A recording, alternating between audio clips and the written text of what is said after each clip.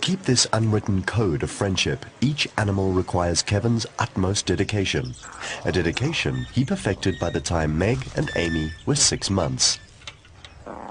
By then, Kevin's relationship with them was better than any relationship he had ever mastered. Oh boy. Okay. Nicely. Nicely. When they were born, they stole his heart. At 6 months, they now reciprocate that love tenfold.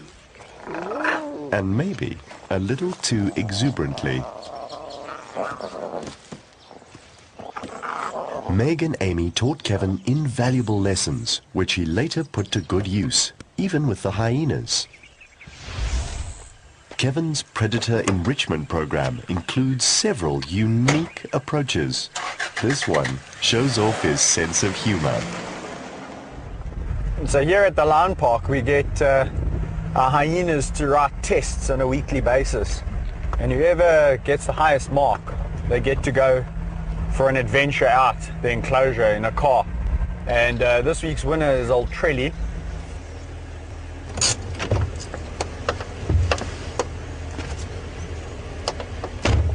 What you doing?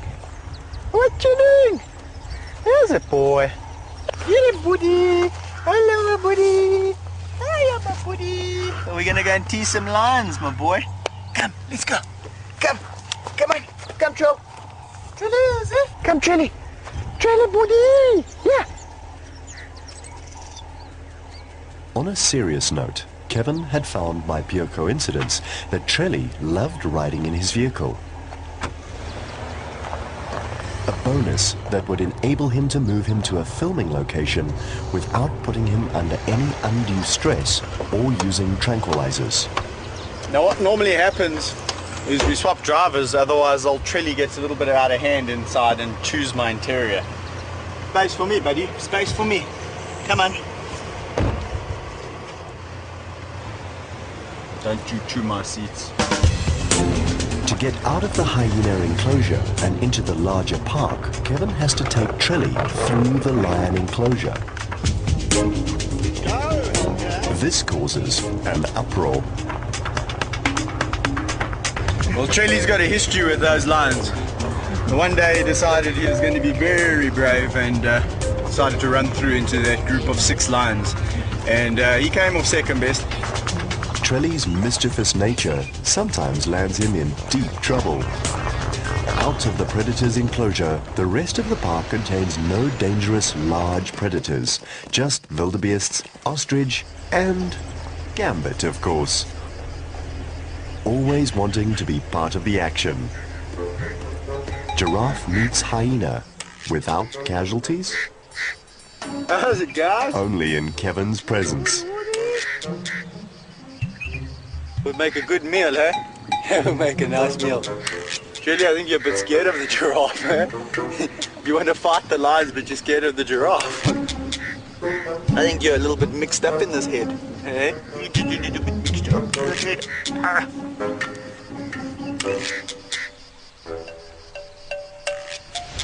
These adventures pay off when one day the brief for a hyena that is comfortable in a car arrives. Trelly was perfect.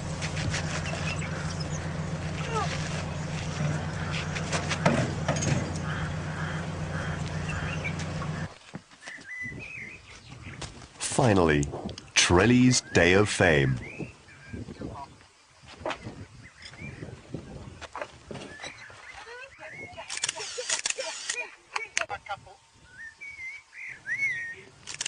Not only does he get to play, but he gets constantly rewarded with juicy treats.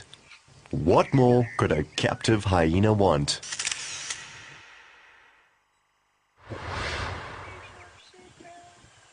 I don't know, I'll get scratches under the chin. Okay. Oh, you're very hairy. Much hairier than the hyena.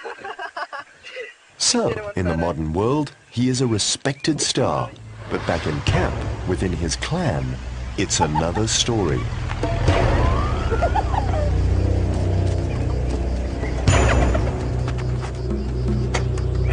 He's the lowest ranking male, the underdog.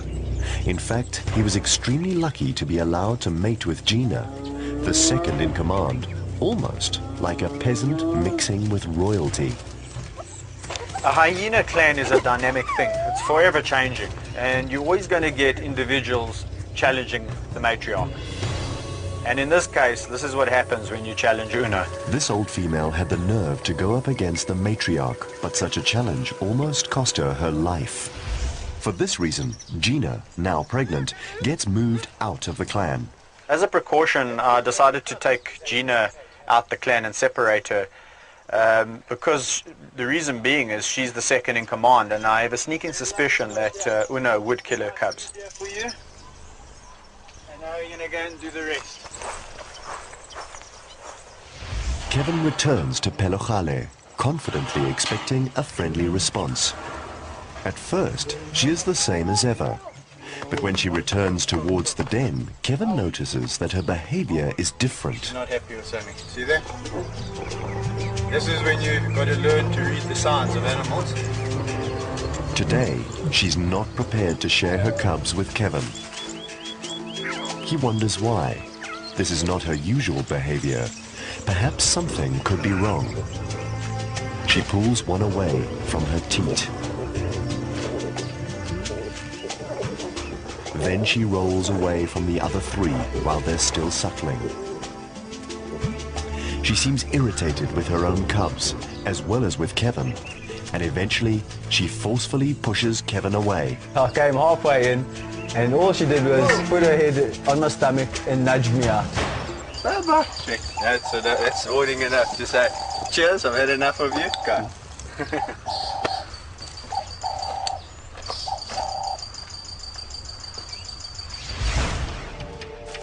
And just as well, Kevin needs to deal with a potential catastrophe.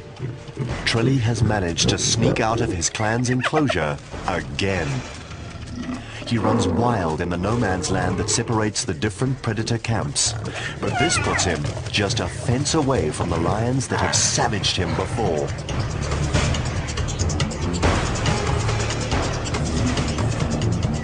Trelly is treading a thin line. The lions see him, and it drives them mad. Kevin thinks quickly. Without hesitation, he picks him up like a dog. It doesn't even cross his mind that he is manhandling an animal with the most powerful jaws in the animal kingdom.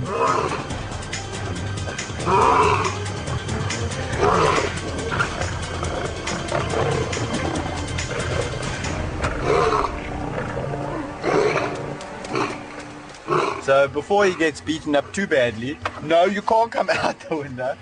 I'm going to take him to another bunch of hyenas where hopefully he will have a little bit of a better life. So Trelly joins the ranks of the exiled underdogs, the lowest ranking males. The lowest of the low. What a letdown for a film star.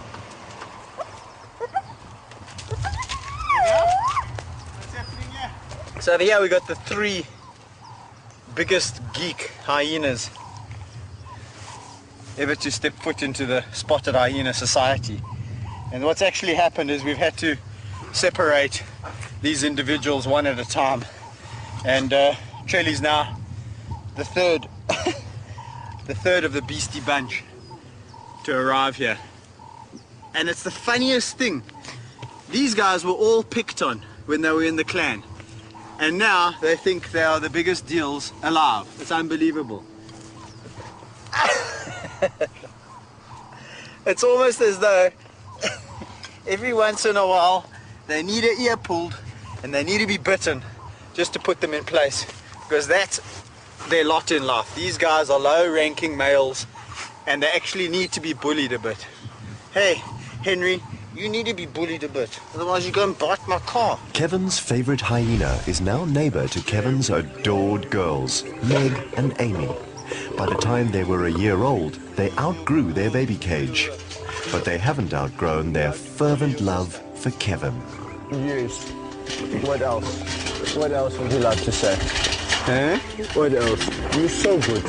You're so good. Are you going to be gentle when I go in there? I'm nervous to go in with you guys because you're boisterous this morning. Huh? You're boisterous. Meg and Amy are extremely special lionesses.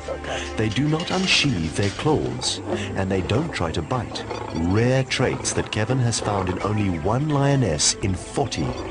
This makes them perfect candidates for commercials and film shoots. The games they play with Kevin are the same as always. However, the difference now is that they weigh over 85 kilograms and still insist on their usual piggyback. One at a time. Okay, come here, Mickey. Come here for your piggyback. To them, it's their normal show of affection. Hugs and kisses and licks with a tongue so rough it could sand down a wooden door. I can't get you up. I can't get you up.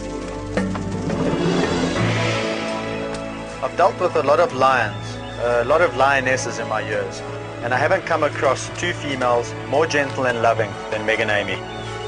Meg and Amy are rare in their constant adoration for Kevin, but not all animals are as consistent. Since Gina has had her cubs, her attitude toward Kevin has changed dramatically. And there's more. Hey, boy, Gina.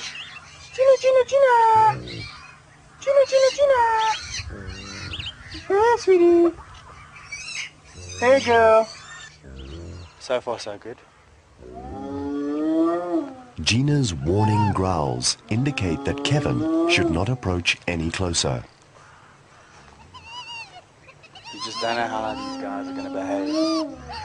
And especially a mom around cubs. Gina, the wonderful hyena that allowed Kevin to play with her in the past, is now so protective of her new litter that she won't allow him closer than 6 meters.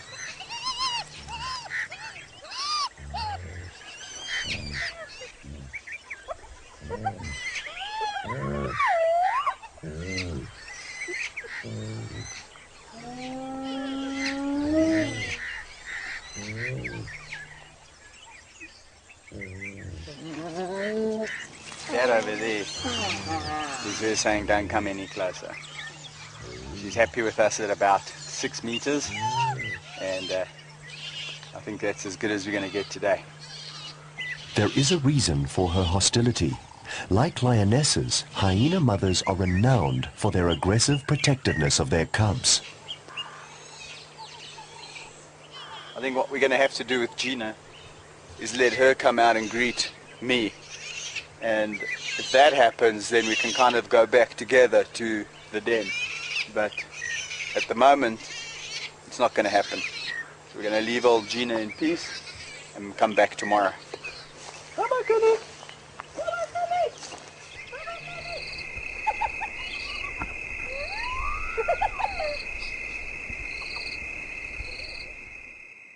Every day at the park brings new wonders into Kevin's life. I've just had some really exciting news this morning.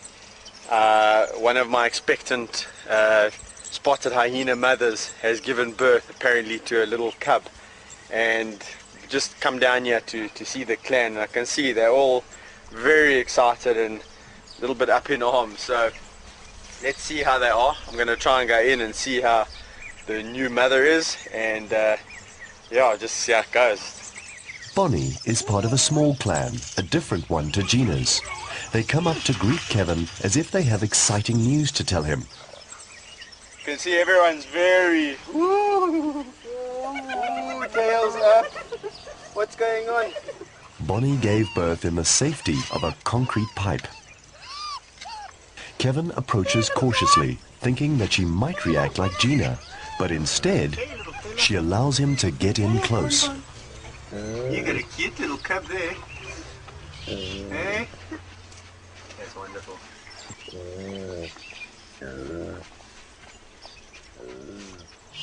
This shows that there are no rules in animal behavior, and no two animals of the same species will react the same way whether they are hand-reared, habituated, or wild. On the contrary, Bonnie is totally relaxed with Kevin, and she doesn't even bother to hide her cub. Kevin leaves Bonnie and her newborn and goes to check on Pelogale, although he's a little apprehensive this time. Hey, Pelog. And when he gets closer, she tenses up. Where are your cubs? I see one, I see two, I see three. Where's the fourth? Where's your fourth? Okay, let me go and check. Let me go and check. It's 10 days after the birth of her cubs. Kevin sees only 3 cubs, and Pelojale seems very agitated as he enters the den. He immediately finds out why. Tragedy has struck in the nursery.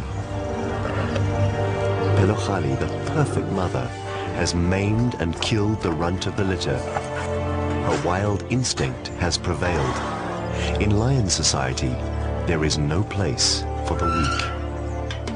I gotta say, there's many advantages to my job, but I think this is one of the things I don't really like about my job. I suppose you've got to take the good with the bad. Pelojale watches as Kevin walks away with the tiny body, her cub.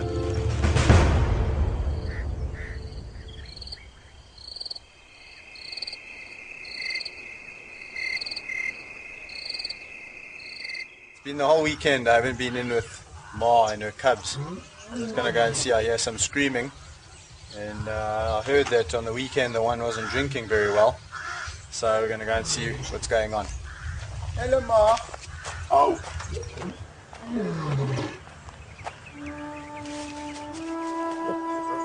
We've got 2 very skinny cubs over here. This little girl has got a big laceration on her neck, which I'm going to have to go and see to.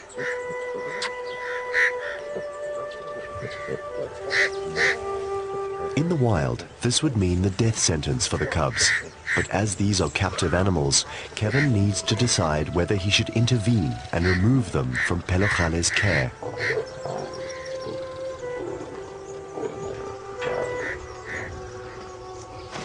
He consults with other experts, and the decision is made to save the cubs from certain death. But this means removing them from their mother. Clearly, Pelojale is not happy.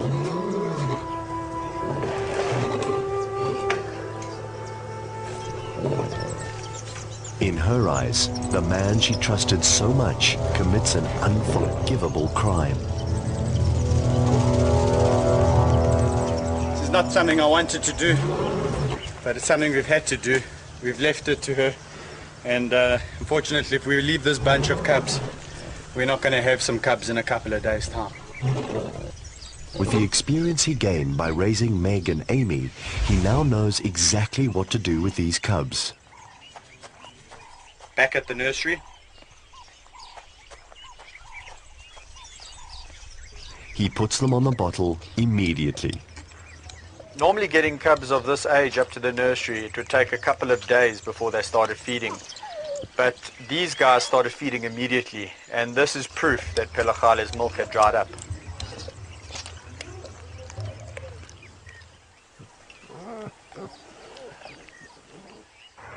Pelojale takes the abduction of her cubs very badly. The man she trusted has betrayed her, and she lets him know.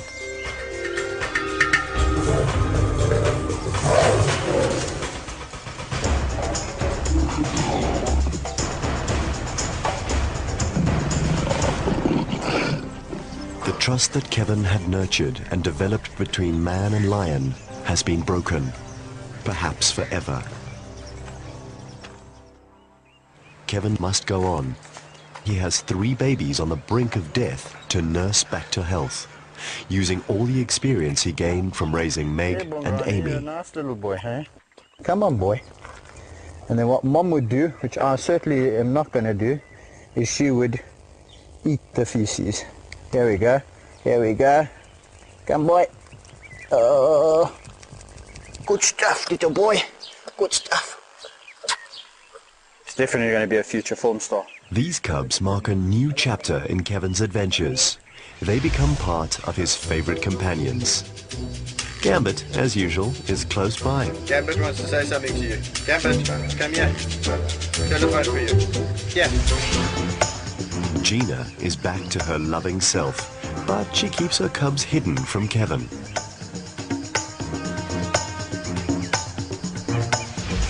Some of the most powerful jaws in the animal kingdom. 700 pounds per square inch. Trilly, her boyfriend, is extremely happy to see Kevin. Hopefully this will mean a ride in the car.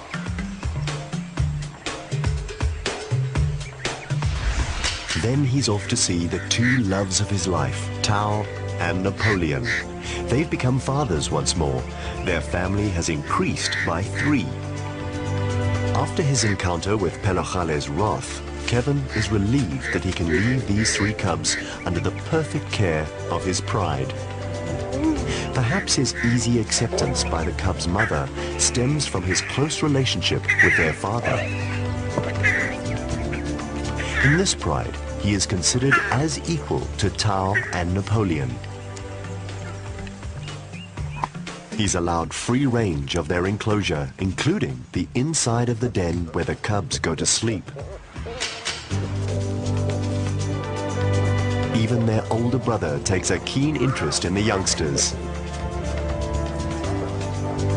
And with this, Tao and Napoleon's legacy of good-natured lions lives on. By the time the 2 old males retire, Kevin will have brought up their youngsters to take over their filming careers. This intimate situation shows the epitome of Kevin's work, his extraordinary abilities to communicate and interact with these powerful predators. Pelohale has been reintroduced into her pride. Without cubs, she'll soon come into estrus. She cautiously goes up to Kevin. Perhaps she is beginning to forgive him. His last stop is Meg and Amy's cage.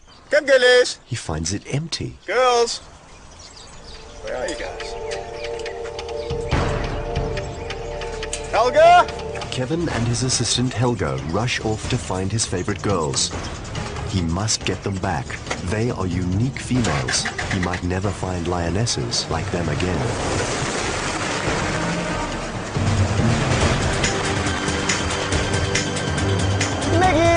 Come here, girlies.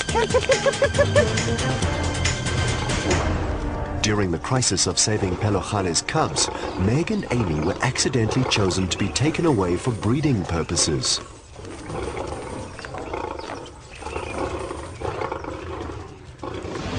Finally returned to their enclosure, Meg and Amy showed their gratitude.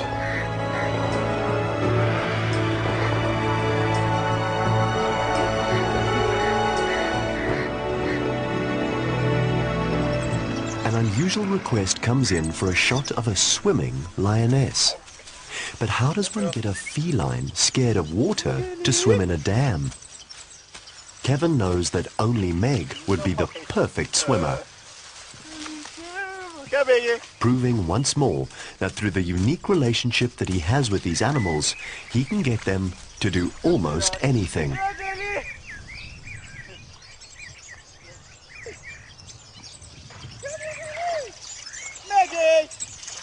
This must surely be the ultimate show of trust between human and feline.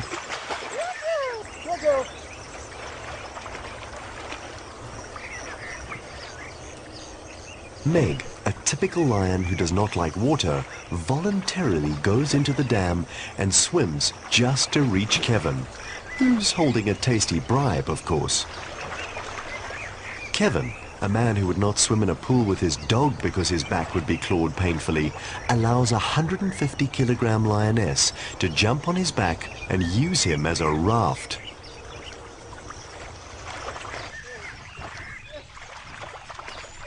Meg is having so much fun in the dam that she doesn't even notice the bystanders.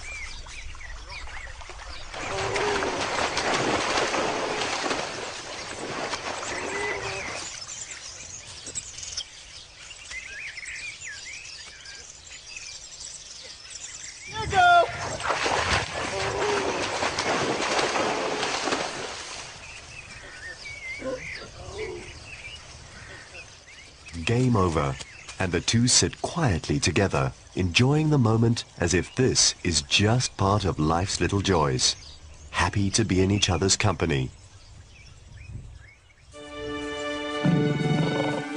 Kevin's relationship with these exceptional lions and hyenas proves that a man with very special insight can gain the trust, affection, and even the admiration of some of the most dangerous predators of Africa.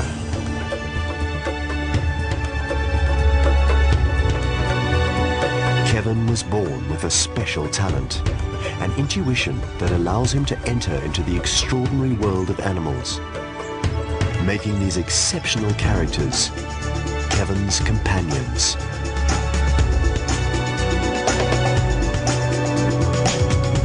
My journey with these majestic animals, both the lions and the hyena, has led me down some absolutely amazing pathways. And if this is what it's been like up until now, I can only imagine or try and imagine what the future holds.